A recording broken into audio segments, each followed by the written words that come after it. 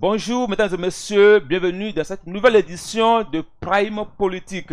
Entre tradition et modernité, le Bénin franchit une nouvelle étape dans la redéfinition du rôle de ses garants de la culture. Une nouvelle loi sur les chefferies traditionnelles a été adoptée au Parlement et cette nouvelle loi suscite débat, attentes, mais parfois aussi des inquiétudes. Quels changements concrets ces réformes apportent-elles? Quels en sont les véritables objectifs? Et surtout, comment les rois et les populations l'aperçoivent-ils sur le terrain?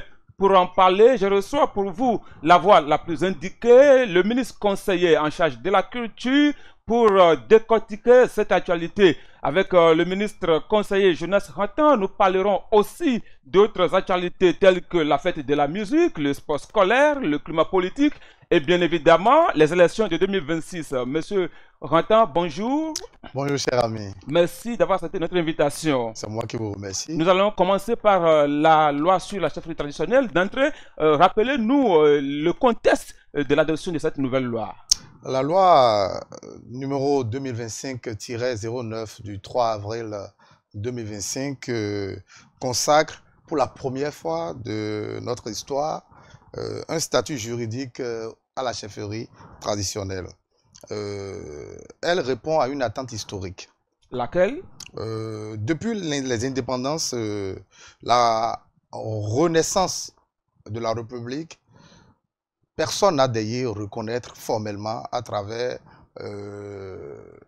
l'outil juridique dont les temps modernes font recours pour gérer les peuples cette reconnaissance. Donc du coup, il est bien vrai que la Constitution du Bénin a prévu récemment que la chefferie traditionnelle est reconnue et doit être considérée comme un pôle de développement de notre pays, de gestion de notre pays. Mais si on la laisse en état, on laisse cette décision, cet article, cette disposition de la loi fondamentale, de notre loi fondamentale qui reconnaît en l'État, rien ne sera. C'est pour ça que le chef de l'État, le président Patrice Talon, en posture d'homme visionnaire, a œuvré pour que cette loi soit instituée, adoptée, promulguée pour organiser cette partie de nous-mêmes. Puisque quand on parle des chefferies traditionnelles, on parle de chacun d'entre les Béninois. La loi étant déjà adoptée, qu'est-ce qui va, monsieur le ministre conseiller, concrètement changer dans le fonctionnement de nos chefferies traditionnelles? La loi clarifie désormais les rôles des chefferies traditionnelles. Elle légitime les organes internes des royaumes reconnus et encadre les relations entre État et chefferies traditionnelles. Elle précise également la cartographie, ce que nous pouvons désigner comme cartographie de la chefferie traditionnelle. En somme, à la lumière de la loi, nous avons 16 royaumes reconnus, 80 chefferies supérieures et 10 chefferies coutumières. La loi offre également un canevas pour la médiation sociale, la cohésion territoriale et la valorisation du patrimoine culturel. Et donc les rois, chefs supérieurs et chefs coutumiers deviennent les garants de la conservation et de la préservation de notre patrimoine, tant au vu de la loi que dans la communauté. Ils sont également ceux qui coproduisent la sécurité, donc les acteurs locaux de production de la paix. Certains pensent que cette nouvelle loi vise à contrôler davantage les chefferies par les hommes politiques. Que répondrez-vous à ces personnes-là, monsieur le ministre conseiller? Il faut dépasser les procès d'intention. Cette loi n'érige pas une chefferie au service d'un parti politique. Au contraire, la loi proscrit l'appartenance politique aux partis politiques, aux acteurs de la chefferie traditionnelle. Donc, les procès d'intention doivent pouvoir être loin derrière nous. La loi reconnaît que le socle même de l'autonomie dans un État moderne ne peut se passer de nos racines. Ne peut se passer de nos racines. Ce faisant, la loi n'implique pas ces acteurs-là dans la chose politique. Mais ils sont un soubassement de ce qui pourrait constituer le développement endogène, le développement durable auquel renvoient les ODD et toutes les politiques de développement Donc, ils que seront nous mettons. consultés pour la prise de décision politique, c'est ça? Très exactement, parce qu'ils deviennent... La loi a prévu une chambre de la chefferie traditionnelle. Et une chambre dans les pays qui ont commencé par expérimenter l'implication des chefferies traditionnelles, vous voyez, c'est consultatif. C'est un peu comme le CES aujourd'hui. On les consulte, on tient compte de leur avis pour peaufiner, hein, pour établir les outils qu'il faut pour impacter durablement le développement, hein, et les autres dispositions qui nous organisent dans nos sociétés ici au Bénin. Donc, de facto, on doit être à même de comprendre que ce sont des acteurs à part, puisque la charte des partis politiques, elle, consacre déjà l'animation des partis politiques. Mais cette loi dit expressément que les garants de nos traditions ne sont apolitiques et sont restés à part. Donc, on ne peut pas penser un seul instant que cette loi a été prise pour que les politiques puissent enfin instrumentaliser nos chefferies traditionnelles. Mais quand on connaît comment ça fonctionne sous les tropiques, les chefs traditionnels peuvent donner des consignes de vote à ceux qui sont dans les localités. La loi l'a proscrit, donc il doit pouvoir faire attention pour ne pas donner de consignes de vote ou ne pas verser dans la politique. La loi leur a dit, vous n'êtes pas des politiques, donc ils doivent le savoir. Ils doivent le savoir. Si hier, j'étais membre d'un parti politique et aujourd'hui, à la lumière de la loi, ma communauté me consacre à servir notre chefferie traditionnelle. Donc je suis roi, je suis chef supérieur, je suis chef coutumier, je dois m'abstenir de tout acte qui peut m'amener à glisser sur le terrain qui a été proscrit. Donc, l'humain étant ce qu'il est, il faut les sensibiliser suffisamment pour qu'ils arrivent à s'approprier la loi et l'esprit de la loi. Justement, donc les politiques, monsieur le ministre, oui, vous avez commencé une tournée récemment, vous avez vu dans certaines chefferies traditionnelles quel est l'apport, quel est l'accueil que les gens vous réservent. Est-ce qu'ils manifestent une adhésion à cette réforme ou bien il y a des résistances que vous remarquez sur le terrain? Non, les échos sont globalement satisfaisants, très positifs, à une adhésion populaire de taille. Un accueil chaleureux, des prières, reconnaissance, expression de la reconnaissance même à l'endroit du chef de l'État, de tout son appareil. Quoique, on n'a pas manqué de recenser des doléances concernant des corrections, probables corrections qu'on pourrait apporter à la loi dès sa relecture.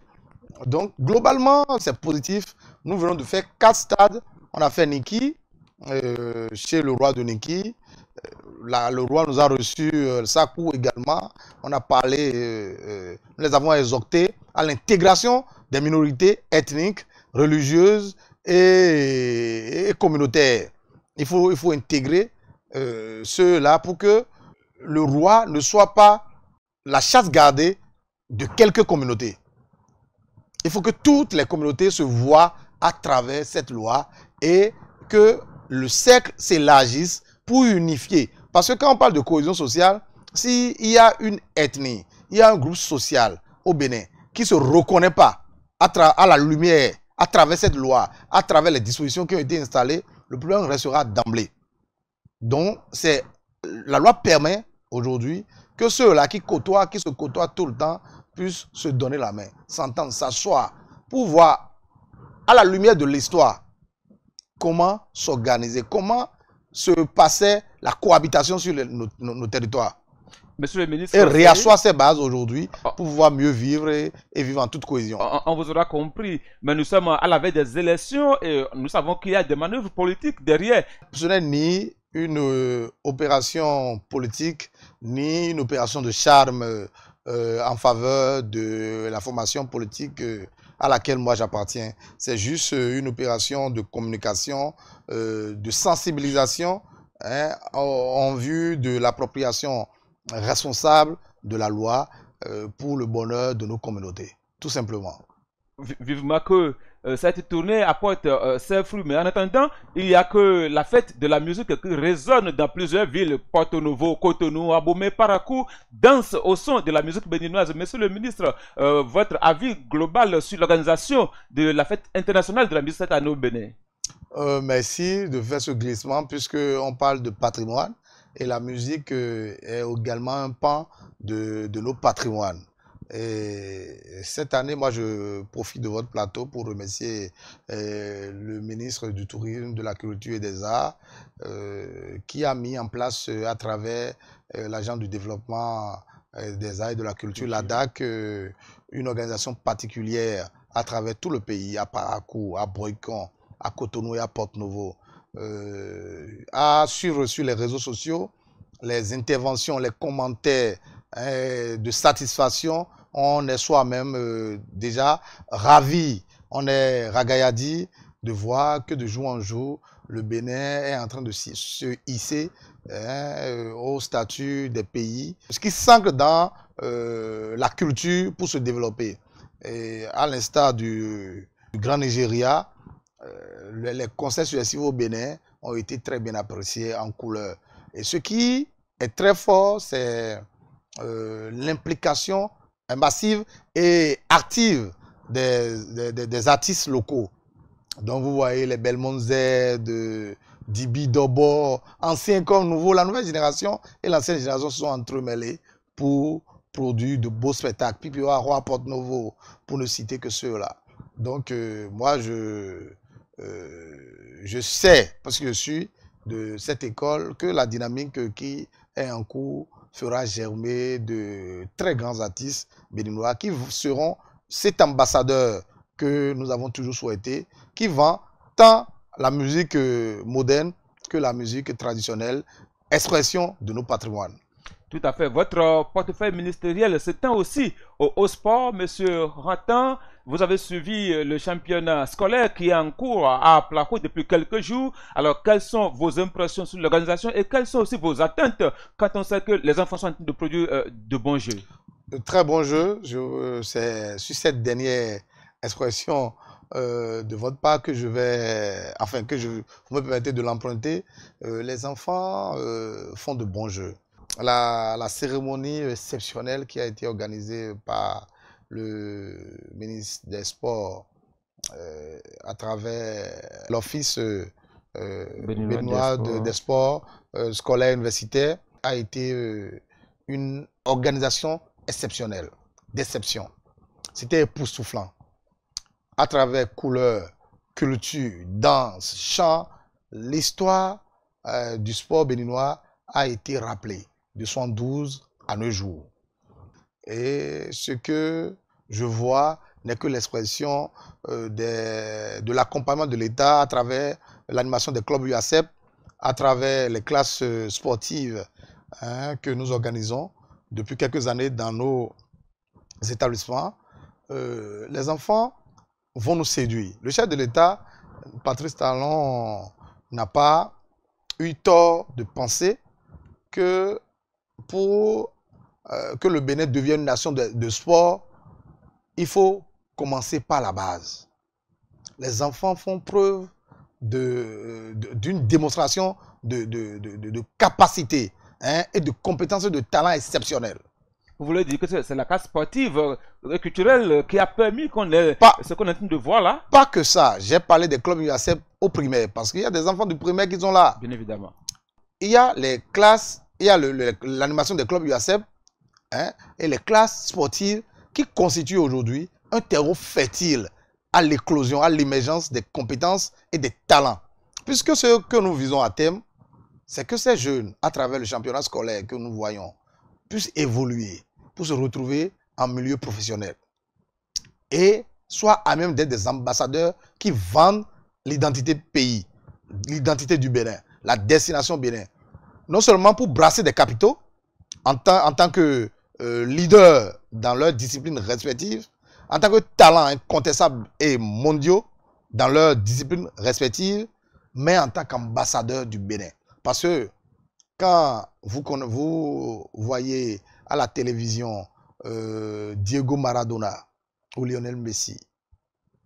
Est-ce que vous, la dernière fois où Lionel Messi a eu le 8e ballon d'or, vous connaissez le nom du président qui gérait l'Argentine? Mais il y a un travail qui a été fait Non, derrière. Est-ce qu'il y a c'est pour dire le suivi pour que non, c'est pour dire cette pépinière-là voilà, c'est pour vous dire que les gens connaissent plus les stars que les politiques qui gèrent les États. Donc, ce sont les stars qui mettent la lumière sur les États, sur les pays, et non les politiques. Donc, le travail qui est en train de se faire au Bénin actuellement, c'est pour que demain, nous ayons tellement de stars qui feront briller la destination Bénin sans l'implication forcément des politiciens. C'est pour ça que nous mettons en place tout un outil. Nous avons déjà mis en place l'outil, on est en train d'accompagner. Et quand on parle d'outils, ce n'est pas sans compter les 22 stades qui ont été construits et ceux en cours de construction. La rénovation du stade de l'amitié Général Mathieu Kérékou de Kourounou et la rénovation de Charles de Gaulle à Porte-Novo, de René Pleven, pour ne citer que ceux-là. Le stade de Parakou également, il ne faut pas que je l'oublie. Et à côté de ça, c'est l'appui aux fédérations. Le financement public constant apporté aux fédérations. Le soutien aux clubs, académies et associations sportives. Donc tout ça sont des dispositions qui sont des dispositifs qui sont mis en place pour que le sport béninois puisse nourrir non seulement son homme, mais nourrir le Bénin. Que le Bénin puisse compter sur le sport pour son développement, pour maintenir le cap, parce que nous ne sommes plus au stade qu'on était hier. Aujourd'hui, le Bénin se fait de plus en plus respecter. Et vous n'êtes pas sans suivre comme moi sur les réseaux sociaux.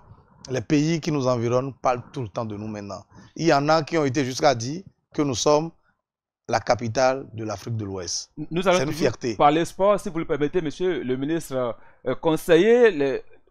La GFC est sacré champion de la Ligue professionnelle. Votre avis en tant qu'homme politique, mais aussi en tant qu'acteur sportif? Oui, la GFC, je leur dis félicitations. Ce n'est pas du hasard du tout. C'est le fruit d'un travail consciencieux, une discipline et une vision. Ils ont su concilier agilité, discipline et travail d'équipe pour atteindre ce cap.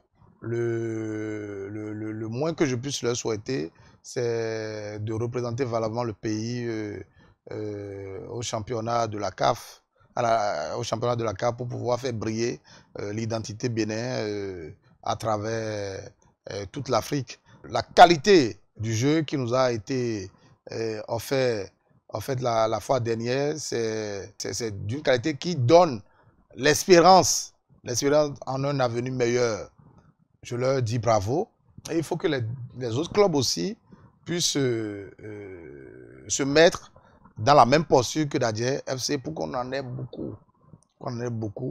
Puisque quand la qualité y est, si vous êtes tranquille chez vous et puis les gens vous font référence. Nous voulons qu'à l'issue de ces ligues pro émergent beaucoup de talents, beaucoup de jeunes qui vont décrocher des contrats dans les grands clubs de l'Europe, des États-Unis, pour ne citer que ceux-là. Nous l'espérons bien. Mesdames et messieurs, nous tendons vers la fin de cette émission, mais bien avant de finir, nous avons deux questions bonus pour notre invité. Monsieur Khantan, vous êtes membre de l'Union progressiste. Quel est votre regard sur la crise qui secoue depuis quelque temps votre formation politique avec son partenaire, le PRD? Il est d'un fait social que quand les organisations naissent, elles connaissent de petites crises qui favorisent leur croissance. Et la crise dont vous parlez, je pense que je reviendrai ici, si vous le permettez, pour qu'on parle entièrement politique, pour pouvoir décortiquer. Mais sinon, je suis là pour parler gouvernement, parler tournée, parler loi sur le statut de la chefferie traditionnelle quelques ouvertures sur le sport, dont je ne voudrais pas aller très loin, mais je vous dis, une crise ou des crises sont inhérentes à toute organisation humaine, fût-elle politique ou civile ou civique. Donc, c'est sûr que l'Union progressiste, le renouveau, va gérer la crise, juguler pour que d'ici là, vous n'entendiez plus rien. Dans une famille, les heures, les chocs sont ce terreau qui font grandir la famille. Mais à moins d'un an des élections générales de 2026, est-ce que cette crise ne va pas avoir des répercussions sur vos résultats, monsieur le ministre conseiller? Je ne pense pas. Je ne pense pas parce que l'essentiel pour les militants et militantes de l'Union progressiste Le Renouveau, c'est que l'Union progressiste Le Renouveau soit ce parti qui travaille à grandir chaque jour dans notre divergence, dans notre diversité, dans les chocs. Nous allons tisser les stratégies qu'il faut, les compétences qu'il faut, c'est sûr, pour gagner les élections et toujours être le parti le plus grand du Bénin. Justement, parlant des élections, comment vous organisez-vous au niveau de l'UPR pour pouvoir demeurer le plus grand parti sur l'échiquier politique national, monsieur le ministre conseiller? Vous êtes très insistant, j'apprécie, vous êtes non seulement perspicace, mais très endurant. Puisque j'ai dit tantôt que je n'allais pas parler politique, mais vous insistez. Je ne vais pas esquiver la question de façon d'emblée pour que les téléspectateurs se disent, mais est-ce que le parti se serait en train de se porter mieux? Le parti se porte très bien. Et là, les stratégies pour gagner les élections sont tissées déjà. Et les laboratoires ont fini leurs travaux. Et nous avons bonne espérance que ces élections qui viennent, nous les gagnerons toutes. Ah oui. Ouais. Soyez rassurés. Le Bénin a mis en place un cadre juridique à travers la charte des partis politiques et également le code électoral. Ce sont des outils que nous nous sommes déjà appropriés. D'accord? Nous travaillons d'arrache-pied. Depuis, ce n'est pas à 6 mois des élections qu'on prépare une élection. L'Union progressiste Le Renouveau a commencé par préparer les élections générales de 2026 depuis plusieurs années déjà de par le passé. Et on continue de la préparer. Et quand vous vous préparez bien pour un examen, il n'y a pas de raison pour que vous ne le réussissiez. Moi, pour ma part, je reste concentré sur ma mission de ministre conseiller et je participerai activement en son temps quand le parti en lien avec le chef de l'État m'autoriserait à aller travailler pour cette cause et en lien, enfin, concomitamment avec la cause au sommet de l'État. Donc pour l'heure, je reste concentré sur ma mission.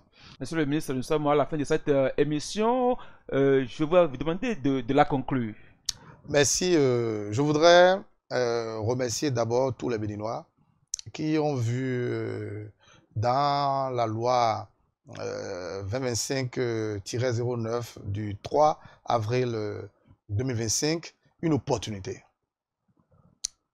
Ceux-là qui travaillent à ce que les communautés, nos chefferies traditionnelles puissent s'en approprier de façon responsable, puissent saisir cette opportunité pour en faire quelque chose de bien, qu'ils soient remerciés et qu'ils continuent de faire leur travail. Je voudrais reconnaître ce que le CES fait, qui n'est pas moins du tout. C'est vrai, il explique de fond en comble. Nous, on va vers les communautés, on va vers les concernés, même dans leur milieu, pour leur expliquer un certain nombre de choses. Et il faut que tout le monde le fasse pour que ensemble le Bénin puisse expérimenter avec avantage, avec intelligence et lumière cette disposition qui revalorise nous-mêmes, qui nous remet dans une posture de nation ancrée dans sa tradition. Puisque ce qui nous différencie, nous ici au Bénin, des autres peuples qui nous entourent, c'est notre culture singulière.